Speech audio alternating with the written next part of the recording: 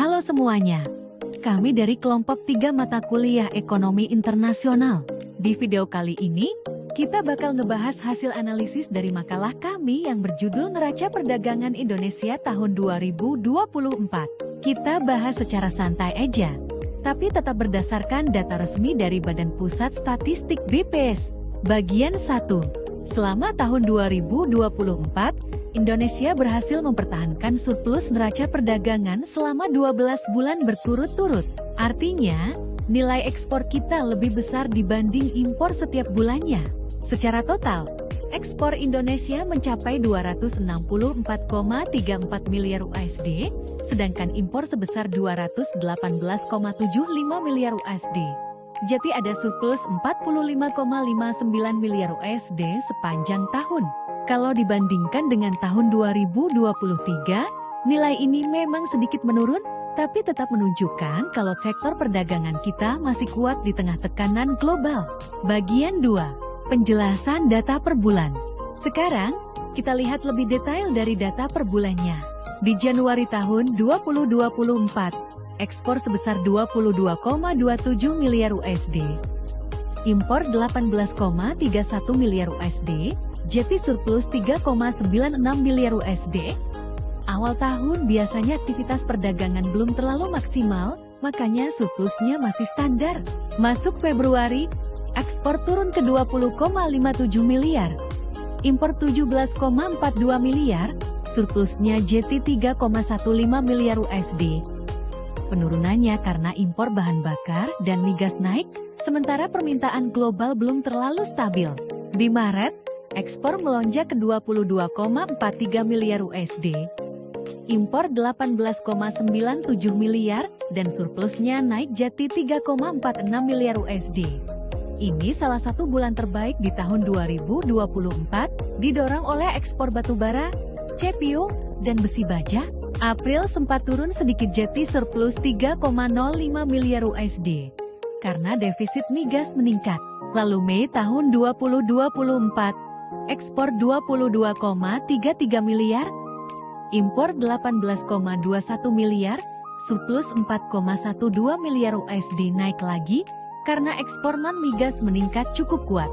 Juni sedikit melandai ke 3,27 miliar USD. Akibat turunnya harga komoditas global. Juli sampai Agustus, surplusnya tetap stabil di kisaran 4 miliar USD. Artinya, ekspor non-migas tetap kuat, walau impor bahan bakar meningkat. September surplusnya 3,98 miliar, Oktober naik ke 4,24 miliar, dan November jadi salah satu puncaknya dengan 3,71 miliar USD.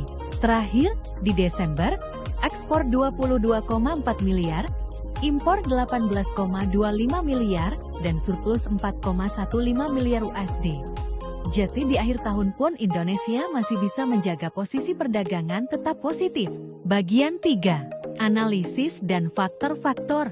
Kalau kita lihat secara keseluruhan, Indonesia selalu berada di zona surplus sepanjang ke 2024. Faktor utamanya berasal dari komoditas ekspor non-migas seperti batubara, minyak kelapa sawit, besi, baja, serta produk manufaktur. Negara tujuan utama ekspor adalah Tiongkok, Amerika Serikat, dan India. Dari tiga ini, Indonesia justru surplus besar dengan AS dan India, tapi defisit dengan Tiongkok sekitar 11,4 miliar USD. Karena impor barang elektronik dan bahan baku industri dari sana masih tinggi.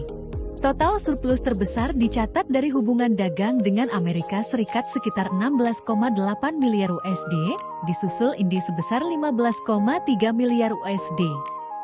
Bagian 4. Kelebihan dan kekurangan. Dari sisi positif, surplus perdagangan selama 5 tahun berturut-turut ini jadi bukti kalau Indonesia masih punya daya saing tinggi di sektor ekspor. Sektor non-migas juga berperan besar banget, surplusnya sampai 51,44 miliar USD. Ini membantu menjaga stabilitas nilai tukar rupiah, memperkuat cadangan devisa, dan bikin investor lebih percaya dengan ekonomi kita. Selain itu, efek hilirisasi industri mulai terasa, terutama di ekspor logam dasar dan produk turunan CPO yang punya nilai tambah lebih besar. Tapi di sisi lain, masih ada beberapa tantangan. Pertama, defisit migas masih tinggi banget sekitar 20,4 miliar USD. Karena kebutuhan energi dalam negeri meningkat, sementara produksi minyak mentah kita belum mencukupi. Kedua, struktur ekspor kita masih terlalu bergantung pada komoditas mentah. Jadi kalau harga dunia turun, nilai ekspor otomatis ikut turun juga. Bagian 5. Penutup. Kesimpulannya, neraca perdagangan Indonesia tahun 2024 tetap positif dan menunjukkan ketahanan ekonomi nasional yang cukup kuat. Walau surplusnya menurun dibanding tahun sebelumnya, kondisi ini tetap mencerminkan fundamental ekonomi yang sehat dan stabil. Kedepan, Indonesia perlu fokus memperkuat sektor industri dalam negeri, mendorong hilirisasi, dan meningkatkan ekspor produk bernilai tambah agar nggak tergantung sama komoditas mentah.